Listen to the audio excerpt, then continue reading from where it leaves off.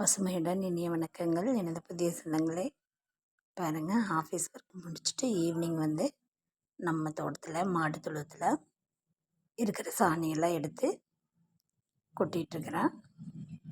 பாருங்கள், இதுக்கு முன்னாடி கொட்டினது.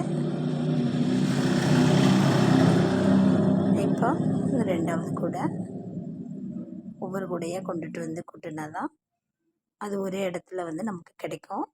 அது மக்கி போகிற சமயம் எடுத்து திரும்பவும் சோளப்பயிருக்கு, விவசாயம் பண்ணுறதுக்கு, காய்கறிகளுக்கு எல்லாத்துக்குமே இதைத்தான் பயன்படுத்திக்கிறோம். பாருங்கள், இது அடுத்த கூட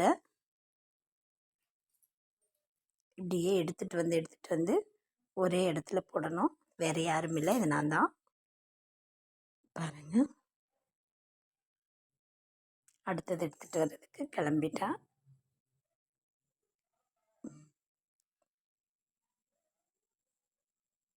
எடுத்து ஒரே இடத்துல கொட்டிட்டோம் அப்படின்னா உங்களுக்கு வந்து ஈஸியாக இருக்கும். பாருங்கள், மாடு சாணம் போட்ட உடனே கோழி ரெடியாக இருக்குது.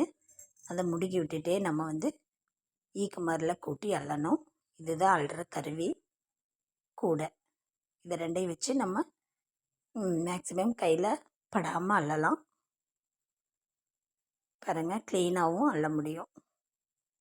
இது நானே வீடியோ எடுத்ததுனால ஒரு ஓரமாக வச்சுட்டு நான் உங்களுக்கு அள்ளுறேன். பாருங்கள், மச்சானும் பில்லு அறுத்துட்டு இருந்தார், அதனால் எடுக்க முடியல. நானே இதை எடுத்தேன். அவ்வளோதான். இதே மாதிரி கூட்டி அள்ளி க்ளீனாக வச்சுட்டா ரொம்ப நீட்டாக இருக்கும். அவ்வளோதான். தேங்க்யூ ஃபார் வாட்சிங்.